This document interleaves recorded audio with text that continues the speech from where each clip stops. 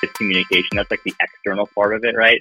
But to be a great communicator that inspires, that motivates, that engages and connects, it's about having humility. So not knowing you have the answer to everything. I've seen some just remarkable examples of that.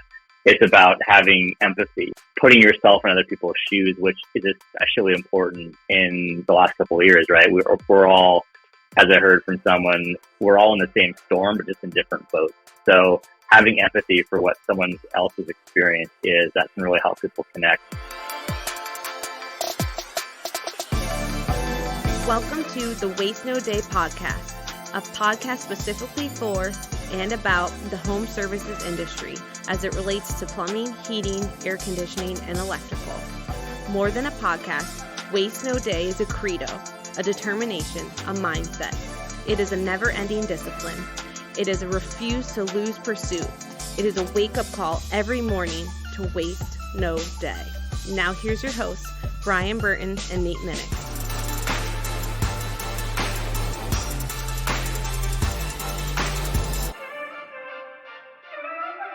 Hey, welcome to another episode of the Waste No Day podcast. I hope you've been enjoying the start to your week. Your hosts Nate and Brian are hanging out here with you, and we are looking forward to a leadership journey today. We're going to be focusing this podcast on a book called The Savage Leader, written by Darren Reinke, and we are looking forward to talking with him about his 13 principles to becoming a better leader, starting from the inside out. But before we do, we're going to start off with our introduction on the topic today, and we're going to look to Brian for our quote. The traditional leader is driven by ego, while the savage leader is driven by purpose. The traditional leader uses a command and control style with their team, but the savage leader empowers and enables their team. Darren Reinke. There you go again, using a quote from the actual person we're going to be interviewing. I like it. It was great. It was like I was powering through the audiobook, and for the first of two times, didn't finish it the second time, but actually twice, because I thought it was a really good book. And I really enjoyed the bullet point nature of the book. So each chapter was one of the 13 principles, which I was like, oh, cool. This is easy for a scatterbrain person like myself to stay on track here. You know, like I could pause it. If I was getting to the shop in the morning, getting ready to go train, usually I just pause it and leave it where it is. With this book, I would back it up to the beginning of whichever principle I was on, which made it easier for me to stay on track. And as I listen, I take notes wherever I can. If I'm in the car, I'll just hold the side button on the phone and say, make a note. And the phone will kick it back to me and let me speak to it to make a note on my recliner as I'm taking some notes and reading while we're watching a movie or something with an earbud in my left ear, which I'm known for. I would stop, take a note when something stuck out a little bit. But that quote, among one of three or four things that particularly stuck out in a big way, because I've had so many leaders who, I don't think these types of leaders are necessarily mean, men or women, like just overpowering people. I think when you're an underdeveloped leader, like you have not been trained in leadership and you don't have the necessary skills because you haven't been taught them. A lot of Pastor Mark Driscoll said once in a sermon I heard, he said, men are prone toward two things, chauvinism or cowardice. They either tend toward too much or too little. And I think in this way, it's no different. If you're hoisted into a leadership position with no training on how to be a leader, you just naturally go toward backing away and not doing enough and letting everybody run wild, or you go command and control style, as Darren Reinke pointed out, or as our future guest who will be on in a few weeks, Derek Gaunt, author of Ego, Authority, Failure from the Black Swan Group. It's that ego/authority model. And what's funny is I would know some of these people, guys in particular, who were in these leadership positions doing too much, like an authoritarian, outside of work, and they weren't like that at all. They're just good people to be around. But you put them in this place and in charge of these people and these budgets and this team and these results or whatever. And they don't have the training to be a leader. Well, they gravitate toward one of these two states, too much or too little, and they become an authoritarian because they don't really have the training. So what am I going to do? Well, what do I think I should be doing? Oh, I think I should be telling everybody what to do all the time, and if they don't do it, I'm angry, and I take it. It's this ego-driven authoritarian leadership style. We'll call it a leadership style. It's not a leadership style. It's a lack of proper training in leadership, and those people need training in empathy. And I don't want to step all over it, but the 13 principles we're going to talk about here today. But in general, it's a leadership training and a lack thereof that causes poor leadership. I think everyone has it in them intrinsically. You're two little guys. You're guys who err on the side of, I'm just going to let everybody do their thing and hope that I don't have to deal with any confrontation. Well, they just need, I guess you would say, leadership training, but they need leadership training in confrontation and accountability. Accountability. I wouldn't say a confrontation because, man. Well, a willingness to go. For as many times as I've had to do quote unquote confrontation, even the few times I've actually gone at it in that way, I've thought later and realized I didn't really have to be that harsh. I could have been much less confrontational and gotten probably better results. No, but there has to be a willingness to go start the conversation. How you have and conduct the conversation that's what you're talking about. But there has to be a willingness to go put yourself out there. To go have it is probably assertiveness. Yes. I don't know better that word. Better word. Confrontational. I think it's just, a willingness to assert yourself, and not in a dominant way. Just assert yourself. To just be able to walk up and ask the question. I was a kid. I'd order a meal with please no onions. If there's onions in it, I can't eat it. I cannot force it down if there are onions in it. And I'd get the meal. And I could feel myself either getting ready to rage and toss the plate and say, I'm not paying for this crap and walk out, or shudder to think of even bringing it up to the waitress. No middle ground. Zero middle ground. Zero. So anytime I had an issue, it was 50-50. It was either going to be rage and in life. And this, affected my career in a negative way more times than I can count. The rage one in particular, but you can also be walked all over. And I don't know that most people have quite a bit of both of them. I guess probably most people have an even amount of either one, where, the ones who really stand out are the ones who go all the way toward backing down and just being trampled all over, or the ones who go all the way to the other side, which is dominant, leading by sheer force of will and dominating everybody and keeping their thumb on everyone. Those two stick out. I think most people probably land in the center, but they naturally veer off toward one side or the other. Everyone needs leadership training. Everyone needs accountability training, communication training. Everyone needs to be able to have a hard conversation. That doesn't have to mean being hard on someone with your conversation. But as you said, assertive enough to go start the conversation. It's not an easy thing to do. I think what stops most people from being in leadership positions is they don't want to have these conversations. And we see it often. You promote somebody to a team leader, and the first time they have to do a write-up or a disciplinary conversation, they're like, or, God forbid, fire someone, which they'll have a manager in the room for, but you still want them to be a part of it. First thing they usually say is like, hey, bro, what do I say? What do I do? You're like, write them up. Okay, I'm going to do that. How do I start that conversation? You're like, well, you start off by reminding this person of the last time you had this conversation with them. If it's the fourth time someone's had this conversation and that team leader wasn't a part of the first three, they shouldn't be part of writing them up, right? Unless you just want them to see the process, but they shouldn't be leading it. but that's what it is. It's the first time you have a hard conversation. You say, hey, bud, can't be showing up late to the meeting with your uniform shirt on backwards and smelling like cigarettes or alcohol or whatever, you know. Yeah, I hope not. Yeah, I guess you would have driven your company truck to said meeting. Yeah. So, right, that's one of those zero tolerance things for customers listening.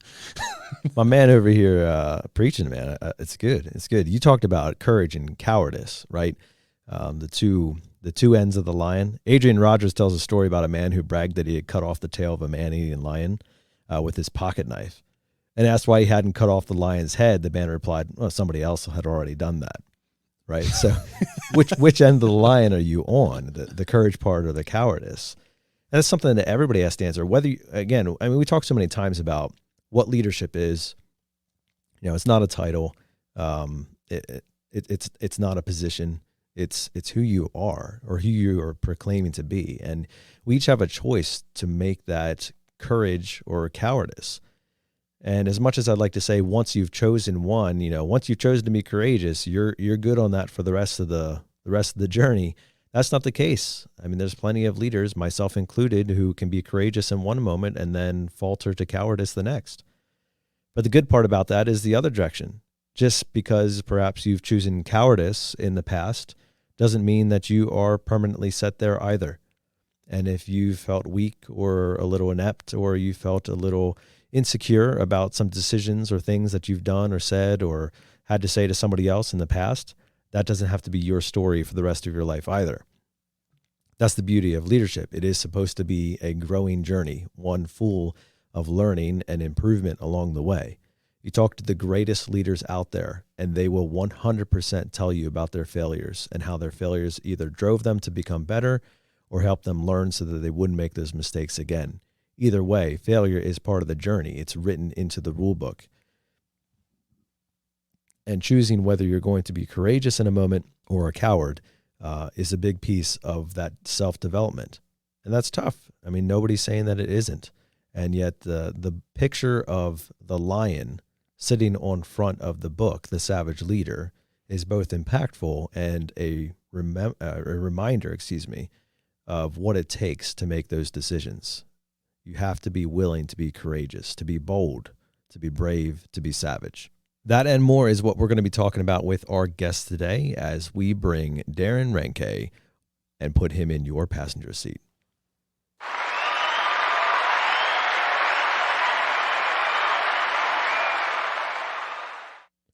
Our guest today is Darren Reinke. He fundamentally believes there is greatness within each one of us. His mission is to unleash the inner lion within leaders so that they can lead more authentic and joyful lives while creating stronger and more resilient teams, organizations, and communities. Darren founded Group 60, an executive coaching and training company based in San Diego, to bring his purpose to life and to transform leaders, their teams, and their organizations. Group 60 works with leaders and teams at Fortune 500s, mid-market companies, fast-growing startups, and visionary nonprofits. Darren started his career at Accenture and also spent time at successful companies such as Gap, Neutrogena, and Pro Flowers prior to launching Group 60. Darren graduated with highest honors from UC Davis and received his MBA from UC Berkeley. He is also a certified executive coach through the International Coach Federation. With that, welcome to the show, Darren. Great to be here. Good to talk to you, Darren. I'm a fan. How did I become a fan, you might ask? Go ahead and ask. I actually am curious. All right. Thank you for asking. I became a fan because, man, what leadership book was I on? The Silent Language of Leaders. I was The Little Engine That Could. Quote unquote reading. No, that would be if I was reading with my eyes, but I read with my ears so I can take in much bigger words, many more syllables. I was audiobook reading The Silent Language of Leaders by Carol Kinsey Goman, Dr. Carol Kinsey Goman, who we had on the show a few weeks ago. And we've determined that we want to do, I'm hoping, one leadership episode a month, and if possible with somebody who authored a book on the subject or someone who we would consider an expert in the subject. And your book title popped up under the suggested books. And as some of our audience knows from me talking about it, the way I come up with who's going to be guests outside of our industry is I just power through as many books as I can, and the ones that really jump out are the ones that I try to get the authors on. And your book cover, the lion, really jumped out first off. So I just saw that and I'm like, ooh. And then the word savage, savage leader. I'm like, yeah, if I'm a leader, I'm a savage one, that kind of stuck out.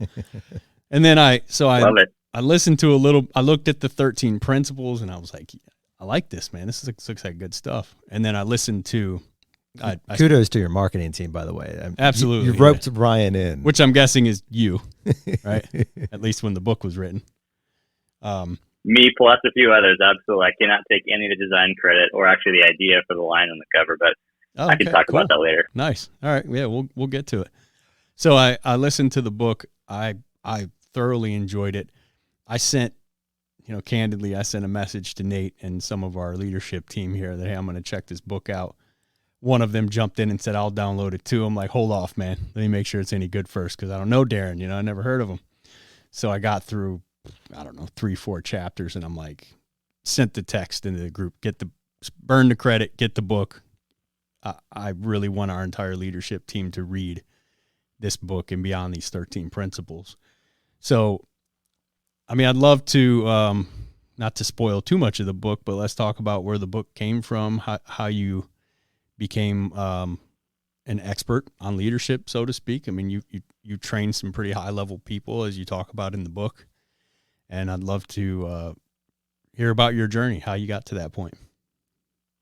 Yeah, it was definitely a journey. So a couple of big questions there, but in terms of the genesis of the book, so it goes back about 5 years, I guess even before that. I always thought I would write a book, and usually it was during my angst-filled 20s and 30s, if I had a burned relationship with a friend, or through work or whatnot, and anger and angst is not enough fuel to write a book, at least not for me. I'm just not that angry of a person. I tend to forgive and forget, or at least forgive, maybe not forget. But it was about 5 years ago now that a friend of mine, Dana, who I also interviewed in the book, she said, it sounds like you're going to write a book. This was after a long nature hike we used to do together and just talk about work and life, etc. And at the time, I took it as a question, but I think it was actually more of a challenge to me in terms of just saying, hey, write this book. And it made sense for a lot of reasons, or I guess 3 specific reasons. One, which is everything I'd been doing to date was speaking, consulting, coaching, writing, training.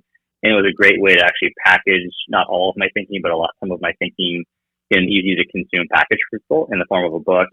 And then, secondly, it gave me a platform to actually reach out to folks and, here's some information about me. It's not just a copycat person, but it's something new and different. And then the third, and arguably probably the biggest reason for writing a book, or at least the fuel for writing a book and getting through to not just completing it, but actually publishing it, was I had a self-limiting belief in my head about my ability to write. And it really spawned from, I guess, I always thought college actually probably goes back to even high school English. I didn't get into AP English.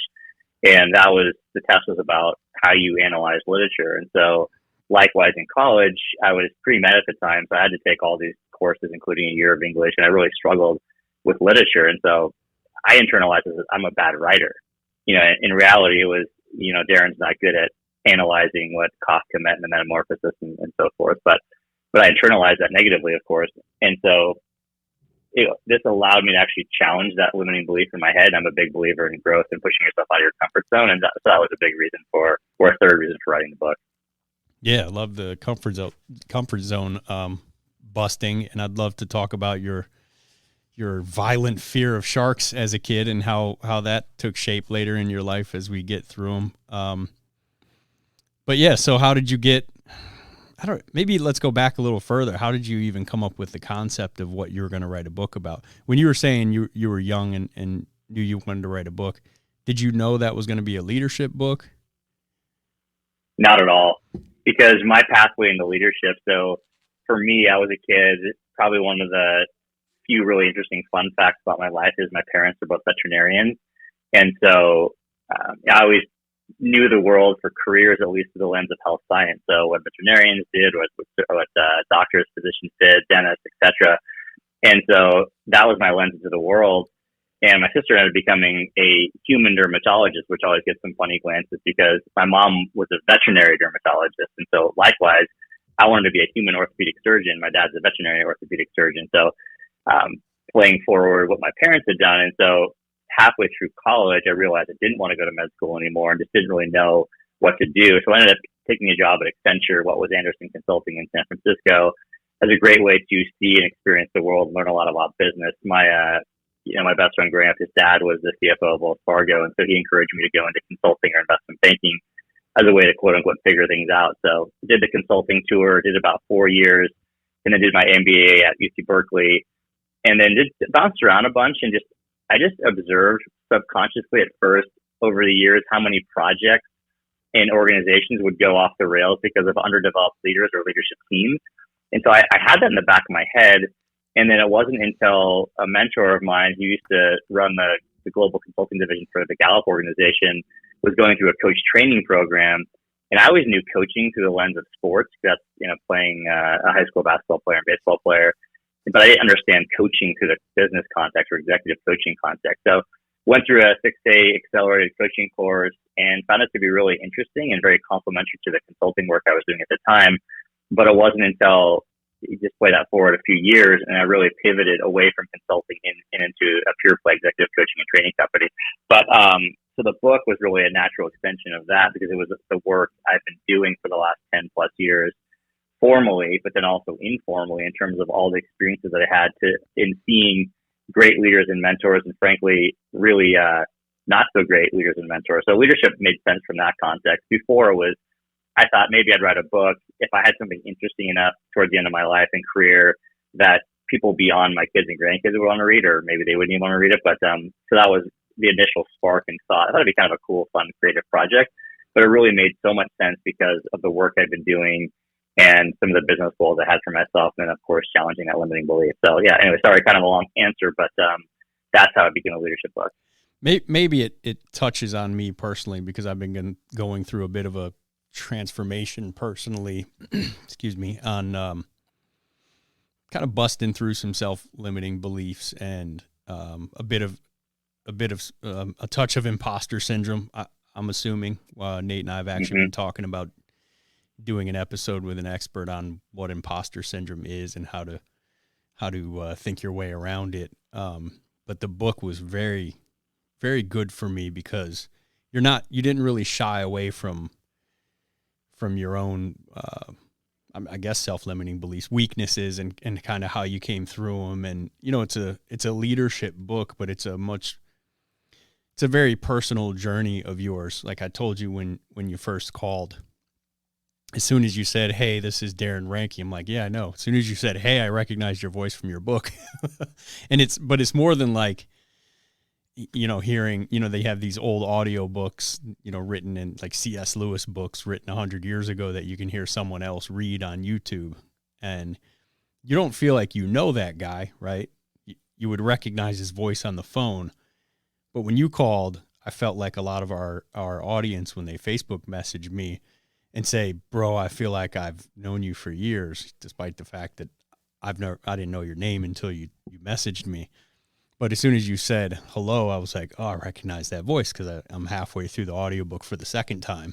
And it's a very personal book. It is about leadership, but it's also about breaking through comfort zones. And, you get into intimate details of your life and childhood, and it's very personal. So it's like a window into who you really are. It's hard to believe that we don't know each other in a weird way, which I'd never really wrestled with that idea until we were talking here just a few minutes ago. So it was more than just a leadership book. It's like a personal journey, and I really respect that.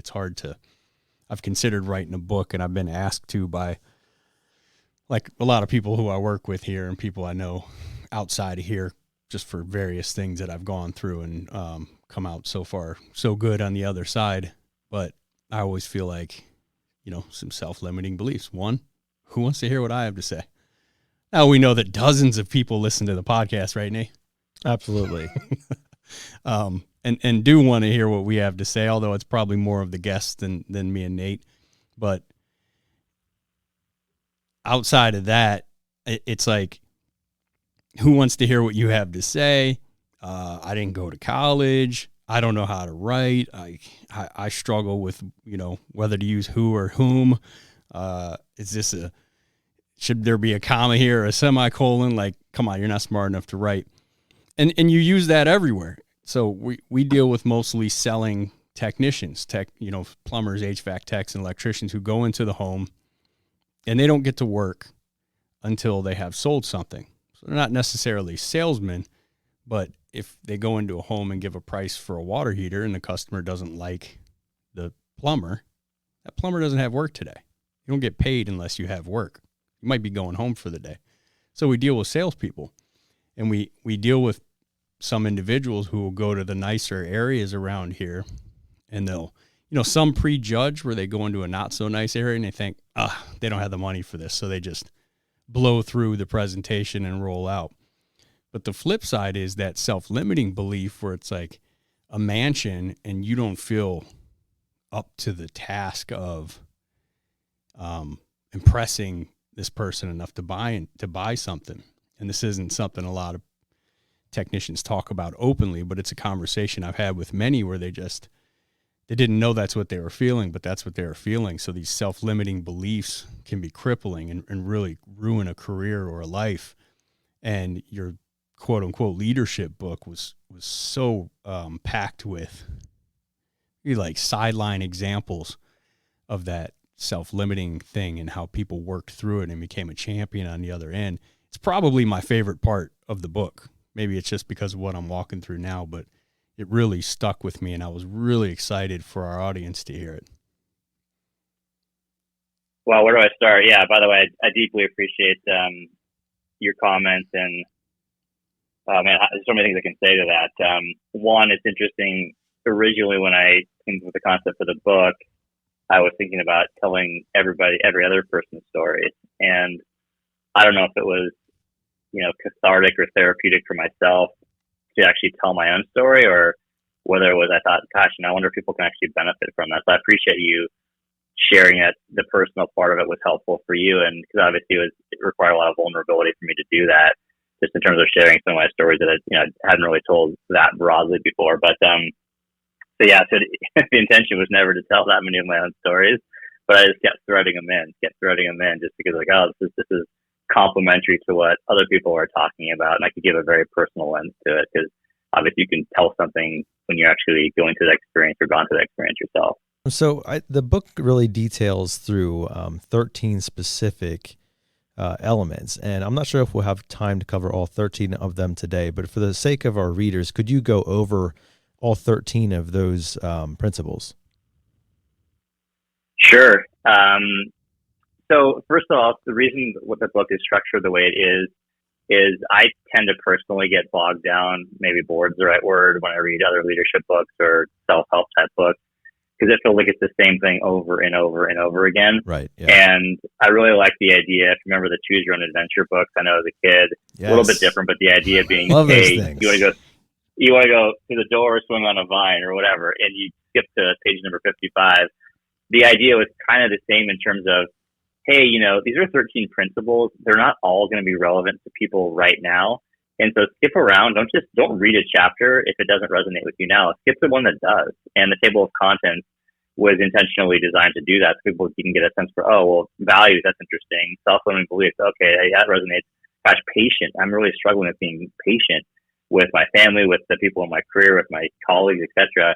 So jump to those things. So that was the reason it's structured the way it is. Initially I started writing it and it was just this long Word document, but then a friend of mine said, hey, we should actually put these into bite-sized chunks and principles. I'm like, yeah, that's it. Because that's the way I was seeing the world and the way I personally enjoyed consuming information. So anyway, I don't mean to dodge your question, but it's a great idea. Of the book. Yeah, great idea, great subject. So what are those chapters and subjects combined? So I'll give you the overview because I've thought a lot about how we would actually train organizations and teams to this, because you wouldn't necessarily do it those 13 in a row. So I would say foundationally, the first principle that actually I think is relevant to everyone is this idea of identifying and anchoring and living out your values, because that's what gives us consistency. That's what gives us a North Star or light to actually look towards in terms of guiding ourselves in our careers and in our lives. And as we come across obstacles, tough decisions, values are really what anchor you. And so that's the first one. The second one, tying to that, is around authenticity. So how do you actually live out those values in an authentic way? You know, a lot of people tend to copy and paste things. Oh, Elon Musk, bounces his kid on his knee while he does invoices in text. Like, whether that's good or not, I don't know. I won't judge, but most people aren't like that. We'll find out in about 15 years, I'm guessing. Yeah, well, exactly. Yeah, most people aren't starting 3 unicorn companies at one time, but we're not all like that. And I think it's important that we look at who we are as an individual and as a leader, and we actually, tailor our authenticity, our style to that. So that's another one of the principles. And then there's a big section on communications, because I call it connecting and engaging with your tribe, but it's about, ultimately it's communication. That's like the external part of it, right? But to be a great communicator that inspires, that motivates, that engages and connects, it's about having humility. So not knowing you have the answer to everything. I've seen some just remarkable examples of that.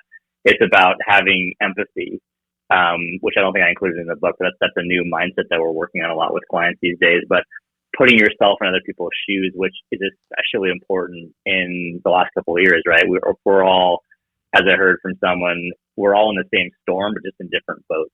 So having empathy for what someone else's experience is, that can really help people connect. Becoming more curious, just curious about people, their backgrounds, their experiences, their skills. It's just a great way to engage with people. That's a big thing, is around these mindsets and skills about becoming a great communicator. And then there's a bunch of principles that I consider almost accelerators to becoming a great leader. So it's about patience. So how do you become more patient? So having an impatience for action, but having patience for results, especially things out of your control. Another accelerator is around perseverance. So how do you actually get through some of those dark times? We've got some great insights from a professional triathlete and also a Navy SEAL around perseverance, but also focus. So how do you stay focused? So those are what I consider 3 accelerators. And then what I consider the triad, it's almost a continuum. And, my editor pushed me to actually say, are these really different chapters, or is it one thing? I actually think they're distinct, which is the idea of self-limiting beliefs, doubts, and fears as being 3 principles. So the idea of self-limiting beliefs are the example I gave about my ability or inability to write. It's these things, these old tapes, as a client of mine said in the past, about things you have in your head. But if you don't check those beliefs, you accept them as truths, those can become doubts. And then you're doubting yourself, whether you're going into a sales conversation, like you mentioned, the person going into a mansion on a client or customer call, or any doubts you have about your life, whether you're delivering in front of a team or pitching to an investor or selling to people or talking to your boss, frankly, right? And then that can actually become fear, and fear is really paralyzing in terms of just not allowing you to do what you do and to really bring some of your strengths and an authentic version of yourself to life. So that's the way I would really encapsulate it, is almost like you have these foundational principles of values and authenticity. You have this core pillar about how you connect and engage with people. And the accelerators is really that third piece around focus, patience, perseverance. And then the last piece, which is around self-limiting beliefs, doubts, and fears. So that's a quick high-level sketch of the book. I love it. Whew, hold on. We're going to need 3 more hours to unpack everything you said. That was 13 principles. The one quote that you threw out there that I had not heard before I read the book, but that I thought our audience would get a lot out of. You said, impatient for results. Or I'm sorry. Why don't you tell us what you said? Patience for results, impatience for action. Love that. Who is that? Your quote? Yeah, I thought a lot about patience. And another thing I didn't mention about the book is that these are all 13 principles that I've tried, that I regularly am working on. Maybe not all of them at once, but just different ones that resonate at different points in my life. Whereas now I feel really anchored to a set of values. But anyway, so I go through the different stages of my life. But with patience, it's just something that would show up in my personal life, in my professional life, just being just impatient, which would lead to frustration. Now it's the one thing that I would characterize my emotions over the last however many years was just frustration, which really was rooted in impatience. And so I thought a lot about that. And that's where a lot of these principles came to life personally. Was I would try these things, I would test them, I would think think about them. I would work with other people around it. And what I realized is patience for results. Yeah, it's probably not what a lot of executives want to hear, what leaders want to hear, but there's so many things that are outside of your control, whether it's, you're trying to close a deal and the budget's just not there, in your guys' world, a business doesn't have or a consumer doesn't have the budget for a new HVAC system or the other kinds of work that you guys do. You can't necessarily control that and force that. So you have to, in some cases, have some of that patience for results, but pair that with an impatience for action. So what can you do from an action perspective? So playing that one forward is, what can you do to provide value to that prospect, so that when they do have the budget in mind, and maybe this is a really crude example, not understanding your business exactly, but what kind of value can you deliver to that person? Case studies, other examples of how they maybe saved money, or their employees were healthier and happier, or their families were, or whatnot. So thinking about what action can you take in service of whatever outcome you're trying to achieve, but recognizing that you, in some cases, need to have that patience for results.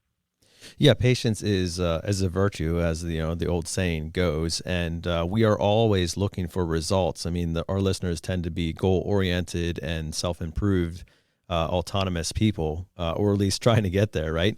And that's a big part of leadership. And so, I mean, you're the founder of Group 60, which is a coaching and training company. And I'm curious, as you've done your consulting and as you've gotten around, assumably around the country or internationally, I'm not sure how large your network goes, but when it comes down to it, people are still people, right? It doesn't matter if they're executives in a boardroom, or a golfer out in the middle of a course, or a plumber in a truck. People are still people, and there's a fundamental likeness to many of the same problems and challenges they deal with. So I'm curious, as you've detailed out these 13 principles and you've looked through all of them, what would be the one that you say has been kind of revolutionary to most people that you encounter as a place to start? Ooh, that's a big question. Revolutionary is probably a strong word. I'm not arrogant enough to think that, this is my story, the way I see the world, the way the people I've worked with, is these 13 principles. But I would say one that's universal, maybe not revolutionary, is the idea of values. It starts there, right? What are the things that I value? Because that's the underpinning of our success, of our own personal greatness. And I can talk about greatness as a separate sidebar, but that's the universal principle that resonates with everyone. And even it pertains to anyone. If you want to be a great, impactful leader, it's like you have to stand for something. You have to live out those values authentically. It's also, I do a lot of volunteer work with the Navy SEAL community and other special operators to help them transition from successful military careers into the civilian world. And it's funny, and it's not funny, but many times the first parameter is compensation. And as we dig, I always, I kind of, smile because I get it, right? You hear about these successful people in the civilian world, and you want to get that opportunity too. But it never is money. It never is money anyway, right? When you look at any kind of studies of engagement, of happiness in the workplace and whatnot, we always go, it's about the values and what gives them meaning and purpose in work. So it's about values. So anyway, I digress a little bit, but that's the one that's definitely been universal for everyone. I would think also, communication, that engaging with your tribe, that's another one that's universal as well as authenticity. So the first three, actually, coincidentally in the book, are the most universal ones. And the other ones really just depend on where you are in your life and your career. I encourage people to not look at it like, hey, read this book once, but actually come back to the principles that may resonate at different points in your life. Maybe you just got promoted to a certain position. Now you're managing people for the first time and you're just flailing because, man, I'm great at doing my job. I'm great at doing the service calls, but now I got to inspire and motivate and engage a team. That's a fundamentally different skill set. So you may have some of those self-limiting beliefs, or the example you gave of wanting to write a book, or probably I imagine starting a podcast. I know it was for me in terms of, gosh, do people actually want to listen to me talk? Like, do I have anything interesting to say? And so you have those things. So those things might pop up depending on changes in your life. So a lot of our listeners are in the home services industry, meaning that they're frontline people, or they're literally plumbers, electricians, and HVAC technicians that are going in and out of homes on a daily basis. When you're translating that first principle about using values to anchor and guide you. Could you push that out a little bit and like kind of put that into shoe leather for somebody who's in a truck right now, who is, listening to this podcast, they're about ready to pull up to somebody's home, walk in there and talk to them about how their sewer line is failing? Yeah, I would almost take a step back from that, and it's about, what do you stand for? What are your values? Is it about growth? Is it about faith? Is it about family? Is it about whatever it may be, success, achievement, those things? That's where it starts. But and then trying to orient your life around those things. So if it's around growing, it could be constantly growing and getting better. So learning a new process to actually to service that client more effectively. Maybe even learning about their business or their lives, and so you can share things that matter to them. So how a new HVAC system benefits them from a health perspective or from a cost reduction perspective. So it may be, if your value is is help or support, that or caring, even, just that you could actually provide value above and beyond the service call you're doing. So I guess that's one example of how you could actually live out that value within the context of that role. But if it's like giving back, it's okay, well, how do I actually give back? Maybe you give back in some way to some of your clients in terms of volunteering and whatever philanthropy matters to them, or carving out some of your own time and treasure to actually give back to the community around a cause that you really care deeply about. Does that push you into leather? By the way, I love that expression. So is that detailed enough? Yeah, and I think you're right. It starts before you even get to the home, right? Because that's a very personal commitment as to who you're going to be. Yep. Yeah, and just in being authentic, I think people just think they need to be a certain way, not if I think about different service technicians that have helped us with our home in businesses, they have different personalities, some are very technical and want to get to the root of the problem. Some are very personable and, want to hear your story about how whatever it is they're doing really impacts you and how frustrating it is or whatnot. So, I think it's being that authentic person that you want to be, or that you're meant to be. I think that's really important too. I wanted to personally touch on principle number 3, which is, maybe it has a lot to do with where Nate and I are. I'm sure it does, but this is a leadership episode for us, and we're not speaking necessarily just to like managers and team leaders and the owners of businesses. And this one, all these episodes are for the technician. But I liked the idea of forging the unbreakable bond with your tribe, which is principle number 3.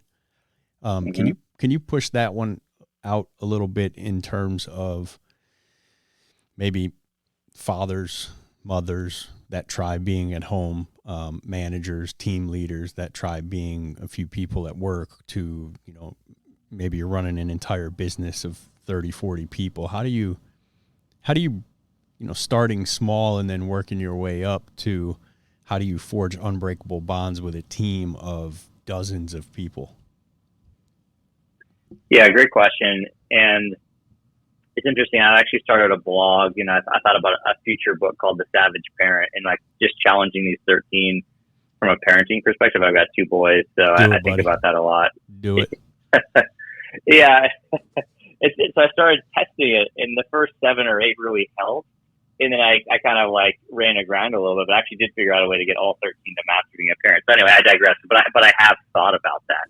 And from the connecting with your tribe, if you think about it as a parent or as just a member of your family, it's, especially as a parent, right? So it's like being the expert, the authority, and this will probably fly in the face of a lot of people's parenting methods, but, and my own included, but having some sense of humility for asking your kids, not just telling them this is the way it's done, but asking from their experience, what have you learned? What do you see? Not just assuming you have the answer. So humility is just a great skill to have. Not, I see in a context that I'm around, which is CEOs walking the floor, so to speak, and they're talking to the frontline folks because they're the ones that actually are engaging with customers. They're the ones that see problems with the product, problem with the service way before they're going to see that. So the idea of just humility, not having a conversation even with a customer on a call or your team members who the person may not have as much experience, but being humble and ask them, what are you experiencing? What have you seen? what do you think? I mean, that's just a great skill to connect with people. It's just compare that to someone who just is arrogant and thinks they have the answer to every question, whether it's in your personal life or professional life. Those people are not engaging. That's the whole idea of connecting and engaging with your tribe, forging unbreakable bonds. So that's a way of humility could be applied with your team, with your clients and customers, and with your family life as well. So it's not always easy, by the way. That is one of those traits that, man, is it on display when we're looking at somebody else, right? One of these know-it-all cats that has every answer and one-ups you on everything. How in the world are we so blind when that one is sticking out on us, you know? Oh man, yeah, it is obvious. It's harder to see it in ourselves, and that's a big part of the savage leader is being introspective. You know, being willing to be introspective, assess yourself, assess those values, assess your level of humility or curiosity, which is another part of that forging unbreakable bond. Let's say, for the sake of argument, I'm not willing to be introspective. I only want to use this on other people. No, I'm kidding. That's totally Nate's thing, not mine. Well, Darren, okay, so humility is absolutely a part of leadership. I don't think anybody's going to argue with that, although it is hard to actually apply it. And some of that humility is certainly driven by the need to say that you're not sure where you're going. And so some of the principles you have detailed out here kind of touch on some of those points, right? So you have digging deep and persevering in dark times. You have also seeking out discomfort to drive growth, which is kind of like the other direction on things, and then challenging limiting beliefs. So dive into some of those and talk to, you know, the listener listening right now who's kind of feeling like maybe they're not feeling challenged at all, or maybe they're feeling so challenged that they're breaking under the weight of it. Well, let's start with not being challenged at all. So I created this series of questions. I call it the Growth and Discomfort Index. It just gives you a score of basically, you know, are you not pushing yourself hard enough, or are you pushing yourself too hard, or are you right in the zone, so to speak? And it's just basically the idea of pushing yourself out of your comfort zone, learning new things, trying new techniques. Try to, if you're a big reader of leadership books and TED Talks and things like that, trying some of those things, trying to engage in a different conversation with your child or with your spouse or friends or your client. So the idea of pushing yourself, whether it's through learning, whether it's through growth, saying yes. You know, maybe you've got there's a tough client assignment coming up, and you got a whole team sitting in the room, and you raise your hand and say, yeah, I'm going to go for it. I'll take servicing that new challenging client. Maybe the person's prickly from a personality perspective, or maybe just the situation is really challenged from a technical perspective. So the idea being push yourself out of your comfort zone, raise your hand, say yes when every ounce of your body is saying no. But, you know, of course, you only want to do it if growth is in mind. I'm not saying just throw yourself into something that has no learning, although I would argue that you could probably learn for any challenging situation. But the idea being just raise your hand, say yes. When you experience that discomfort, that's probably a pretty good sign you need to push yourself a little harder. And that's where the growth happens, frankly, is if I think about all the hard times in my life when I said yes to something, including telling myself to write a book and start a podcast, that's where most of the growth happens in my life. Yeah, it really is. And kudos to Nate, who really, our old HR director, Caleb, it was his idea to start a podcast for he and I to start a podcast in 2020 when we had all the techs locked out of the building for COVID. So he wanted to start the podcast. We had techs coming to me saying they wanted to get back to meetings. They felt disconnected from this place, and the culture here is a big reason that people stay working here, because we have a great team of people who really enjoy each other's company, and we have high energy meetings in the morning, and everyone was saying they missed that. And he came to me and said, why don't we just start a podcast? I mean, his brother does a podcast, his little brother does a podcast, so he kind of knew how to get it started, and let's do it, you know. Well, Caleb ended up moving into another role, and Nate came to me one day and said, hey, I'm moving forward with this idea. You on board or not? And I'm like, well, no, he probably came to me like 15 times and said, when are we doing this podcast thing? And I'm like, yeah, let's do it, bro. We'll start next week. And I'm as bad of a procrastinator as I am bad at technology, so it was just like never going to happen. And then he finally said, hey, I'm starting this podcast thing. You're welcome to join me. I'm like, okay, I'll be there, buddy. And that was that. And it has been, I even listened to a recent not all of it, but like started a recent episode, not a couple weeks ago, when someone hit me on Facebook Messenger and said how much better we are as a team now versus a year ago. I'm like, I didn't think there was that much of a difference. Whew, man, do yourself a favor, Darren. I don't know when you started your show. Don't go back. Don't do it over. There's a reason there's no film that exists where we can see ourselves as, 15, 20 years ago. It's not good. We were not confident. It was funny. It's like how different we as people are versus who we were sitting behind those microphones the first few episodes. But I think that's a great point, because it's so true for all of us. If you want to feel better, so I don't know if you guys listen to Jocko's podcast, if you ever listened to Jocko Willing's podcast. I feel like he's about to rip your head off through the speakers or your AirPods, but kind of want him to too, Yeah, listen to episode 1. And I give him huge props for keeping it up there. Maybe it's not up there now, but I listened to it a couple of years ago. It's super raw and rough. Him and I think Leif's his name, they're partnering, and they're just kind of figuring their way through it. The other one, and I can't find the video anymore, but it was awesome, is Tony Robbins in his early day.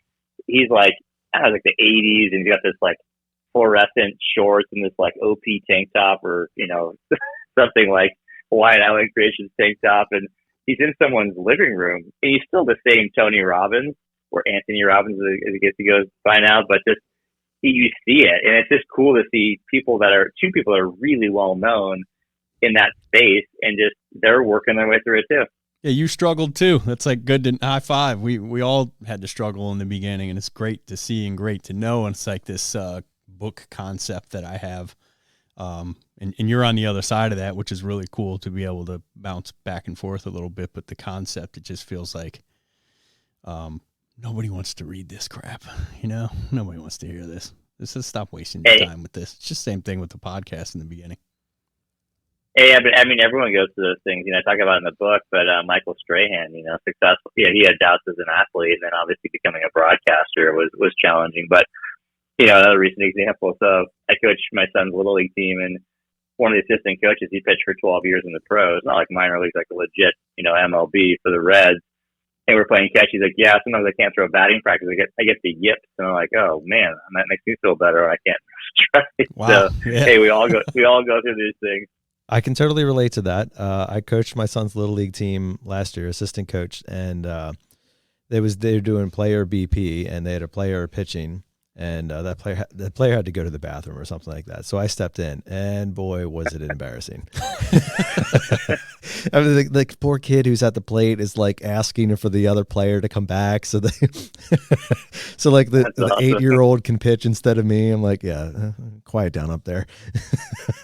But it is true, though. I mean, the difficulty that we face, whether we choose to embrace it or choose to run from it, is what makes the difference, right? I mean, you say in here, cultivate fear and make it your friend.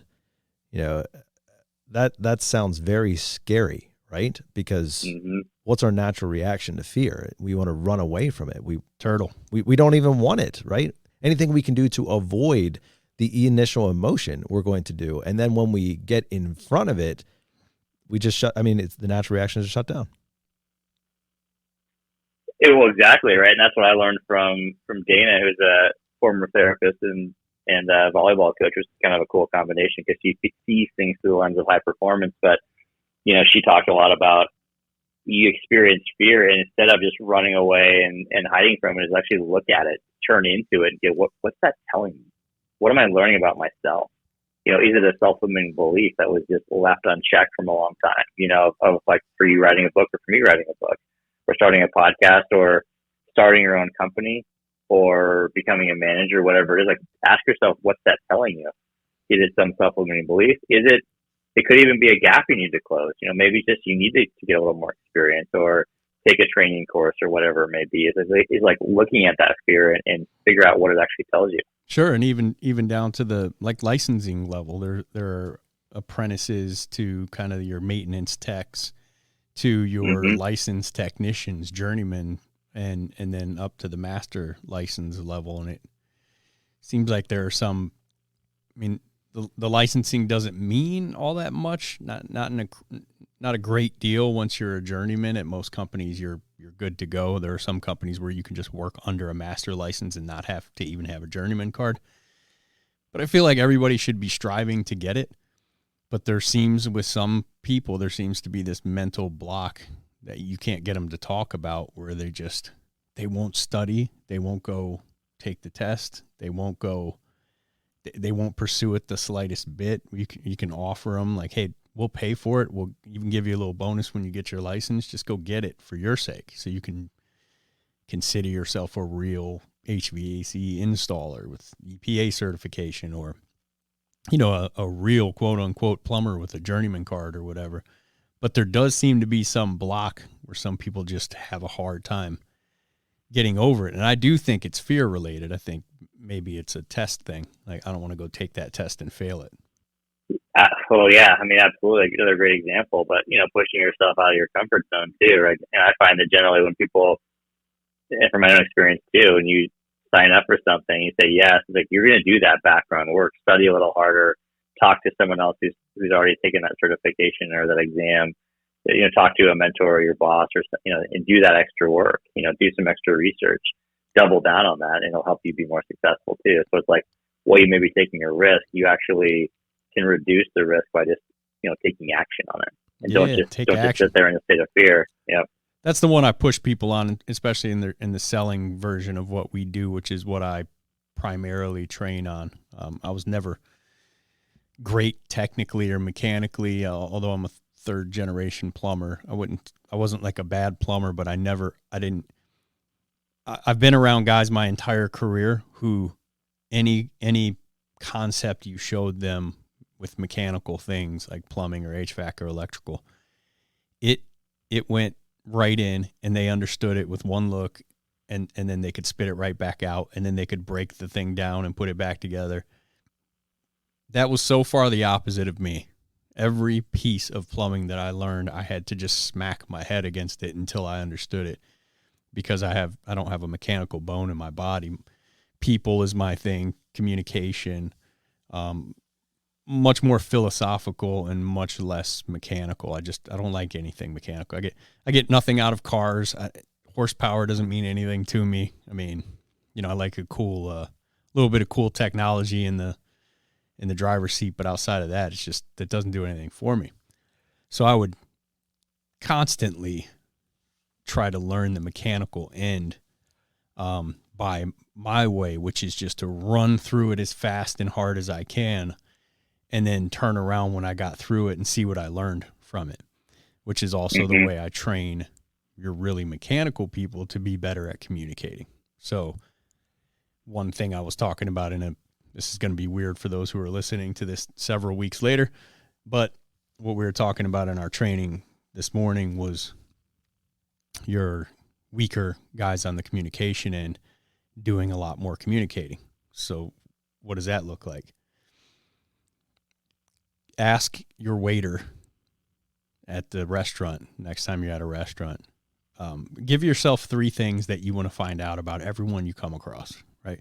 What city did you grow up in? What sports did they play, if any? And, do you have any kids? How many kids do you have? Whatever. So 3 questions, whatever those questions are, can be up to you. Find those three things out about every person you come in contact with. It's just what I was talking about this morning, just because your guys who are really poor communicators, they don't want to talk to people. They have an emotional reaction of fear because they're about to have a conversation. And I know this from training so many of them over the last 9 years. They talk about when they're going to knock on that door frame of the client's home, they get a sense of panic where, and I've heard this at least from a dozen different people over the years, they actually hope the person doesn't answer the door. Despite the fact that they're all dressed up in uniform and they're in a company vehicle and they're on their way there to make money, I've heard this more times than I can tell you. I actually hope the person doesn't answer, because I'm like riddled with anxiety over this conversation. So I say, well, I actually did it for somebody in the meeting this morning. Nate'll love this. I actually told him to go to the front desk and find out from our new recruiter, Ashlyn. Hey, Ashlyn, who he had never met yet. Find out what did I say? What city she grew up in and what Favorite color? No. What was it? What school she went to? Yes. Yeah. Okay. Those two pieces. And we were done with the meeting. Oh, his previous job. What her previous job? Oh, where'd she work before? Yeah. So the meeting was over, and I usually stand there and like greet everybody on their way out. And then he comes flying back in the room, and he's like, "What did he say? Hempfield Pottery Barn." gives me the fist bump. I'm like, "My man, that's what I'm talking about." Now, go do that to the attendant at the Sheetz gas station that you're going to go to, but not the person who helps you at the register, the person behind him or her. Right. He's like, "Come on, man, are you kidding me?" But it's just powering through. For me, that's the way I always try to do it. Like power through and then look back on your way out the other side and go, what did I learn? What could I take from it? Because if I just walk through, I'm not a guy who could stick my tiptoe in the shallow end of the cold pool and get in 6 inches at a time. I'd never get in that pool. I either cannonball off the side or I'm just not getting in. So, and that is fear. I mean, in some way, right? That cold feeling, you're just afraid of how cold that's going to be, right? Yeah, it's also just your willingness to, everyone's in a different place on that continuum, right? Where it's like, you're willing to jump in cold turkey, do the really hard thing. But, sometimes it's like, okay, starting small, which you gave a great example of that. So ask the front line, the person working at the desk, or ask the person at the gas station behind the person at the gas register. That's a great way to do it in like a lower stake situation. Okay, now take it to an actual customer, existing customer, not talk to a prospect that you're trying to close. Those are all higher stake situations. So it's great to practice the easy one. Get those no risk practice reps, if you will. Yeah, that's a real baby step approach to it. But it's funny if you, my mentor actually did this for me back in 2004, which is where I came up with it, or some version of this. If you get yourself comfortable to the point where you have no problem at some point, it might be a month, it might be 6 months, but you get to the point where you have no problem having these little small one-off conversations, low stakes, as you called it, which was a great way to put it.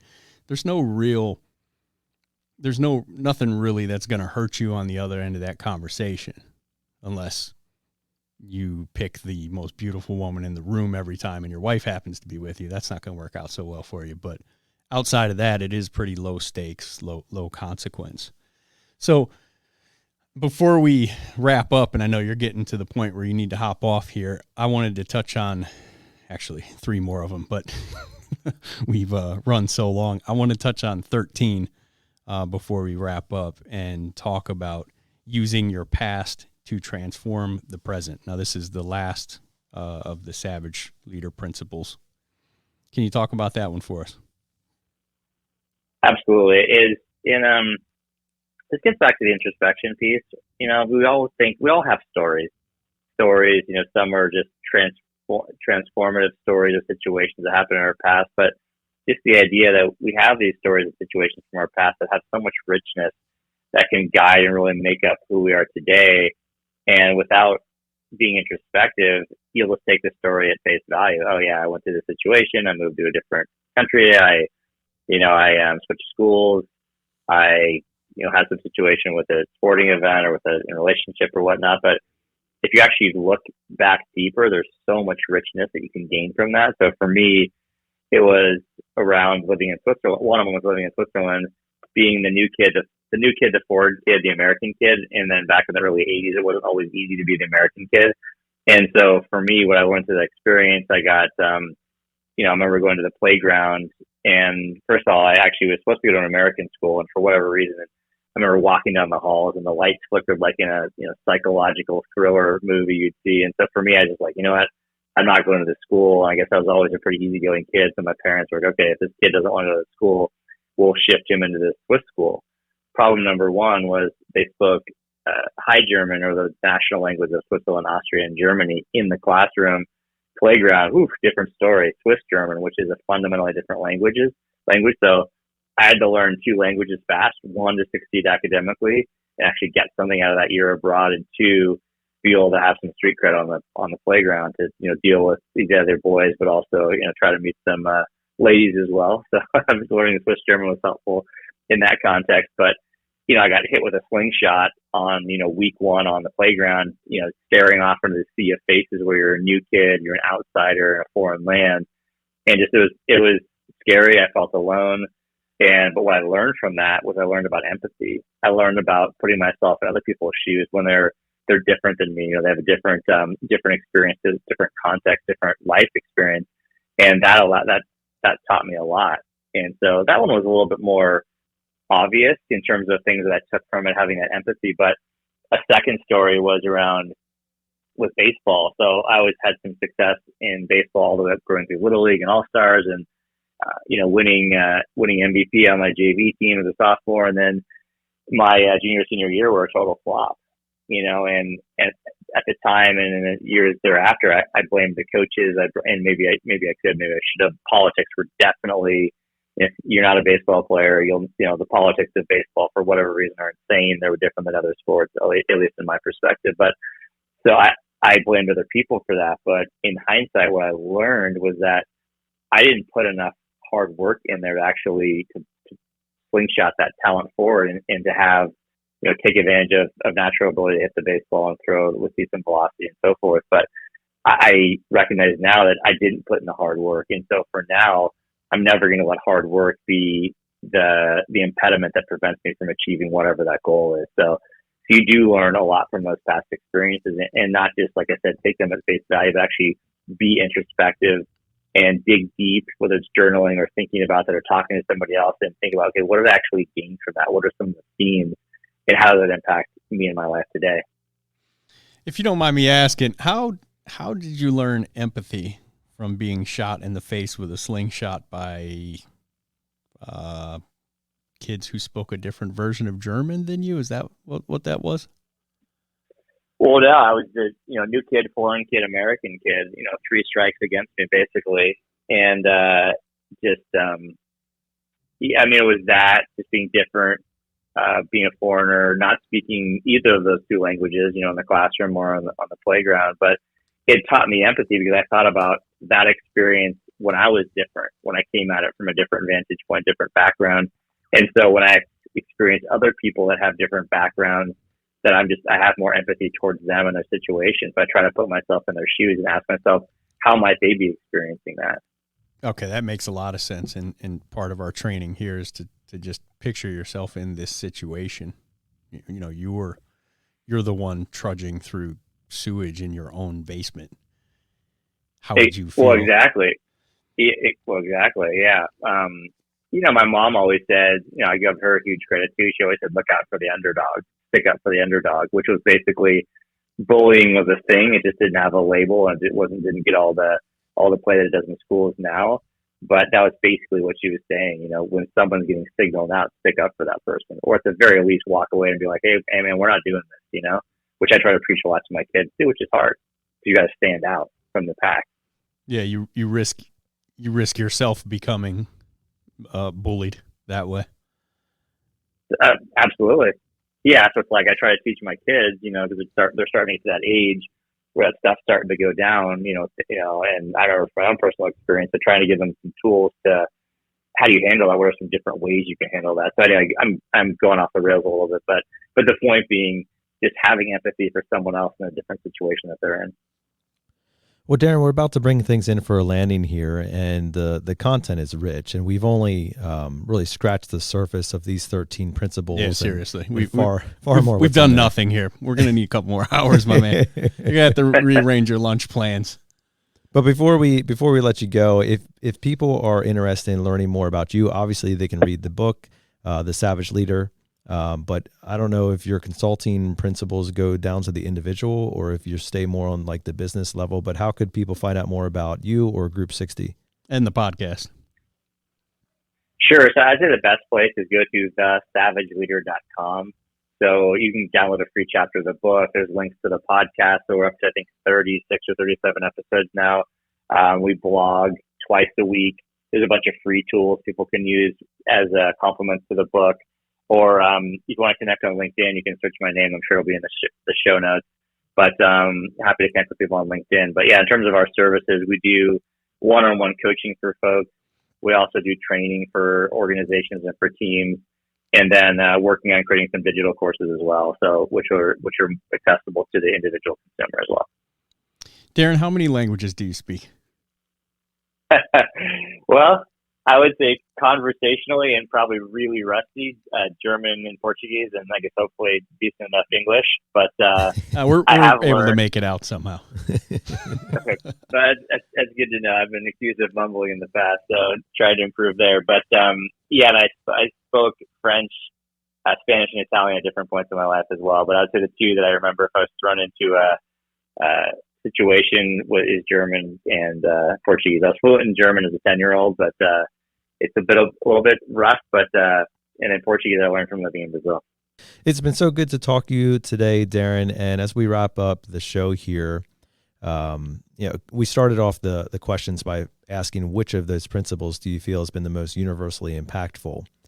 And I'll kind of flip that on its head and say, like, as you are developing the next generation of leaders and as you're consulting with people who may not have the title, but they're trying to conduct themselves in such a way that's going to get them there, what have you found to be the most principle that is lacking, that you see is the weak part across the country, the weak part in up-and-coming leaders? Where do you think they should focus? I'd say all 13, but I would say the ones I mentioned, obviously values and authenticity, but I think the biggest, in terms of something really practical that you can do immediately, is just this idea of lifelong learning and growth and constantly pushing yourself. I say every day presents an opportunity to get better in every way. Obviously, that's probably way too unrealistic and aspirational, but I do believe there's a chance to grow and get better. Whether it's in your job, to take on a new trade, to deepen your experience, to study new technologies that are coming out that could really change the way that you deliver service, to polish your ability to communicate. And there's so many different tools that are out there now. It's between the internet and books, seminars, digital courses. But don't forget about mentors. People that are in your community, people that are your neighbors. Get to know them. What's their expertise? Learn from them. Ask people that are really experts at sales. Take them out to coffee. What are some of the mindsets of selling? Like, how do you do it? Like, how can I authentically sell? Here's some of the gaps and barriers that I have. So consider those people around you as great tools that can be helpful in terms of your growth. So definitely lifelong learning and growth. I promise you, things are not slowing down. Things are going to constantly move faster and faster. And the only way to really adapt and be agile is to constantly learning and growing it better. Man, I would say not one of the principles, but something that stuck out for me in the book that I would say is probably the biggest thing lacking or missing or overdone or underdone in leadership that I've been privy to over my 42 years. And this is the quote that we used to open the podcast, which you weren't part of, but you'll be able to hear if you decide to listen to this episode. It's a quote of yours from the book. It said, "The traditional leader is driven by ego, while the savage leader is driven by purpose. The traditional leader uses a command and control style with their team, but the savage leader empowers and enables their team." Darren Reinke. Well, Darren, it's been good to have you on the show, and we really appreciate your time. I know you got to run, and so make sure you check out his book, The Savage Leader, and the website, thesavageleader.com. And we really appreciate you having on the show, Darren. Please don't stop writing. The world can use more people and more content like this. And we'll definitely, we would love to have you back on, either just for another episode or if you do the Savage Parent, we'd love to have you on to talk about it. Awesome. I deeply appreciate that. Thanks, Darren. Have yourself a great day. Yeah, you too, guys. Hey, that's a wrap for this show. I hope you enjoyed listening to Darren Reinke and talking about the Savage Leader. What is the leadership concept in you that you feel is weakest? If you are a leader or a leader in development, working on those focus points is a great place to start, and identifying your own weaknesses so that you can begin trying to solve those, trying to fix those, trying to make those things better. Darren brought a lot of great content today, and his book brings even more with those 13 concepts that he's written down there. Some of the ones that I think are especially important for our generation today, like he said, using values to anchor and guide you. There's that old saying, either stand for something or you'll fall for anything. And I think that's critical for every leader to have that internal set of values that is going to guide them. And then one of the last ones in his book, The Table of Contents there, is own and challenge limiting beliefs. What are the things that are holding you back? What are the recordings in your head from your past, from your disbelief that is preventing you from doing something that you can do and that is absolutely within you? And so we ask you to think about those things. And of course, we challenge you to do better, to make yourself better, and to seek out that fear and that discomfort and begin pressing into that to make yourself better. And of course, we want to challenge you to choose to wake up every single morning and waste no day.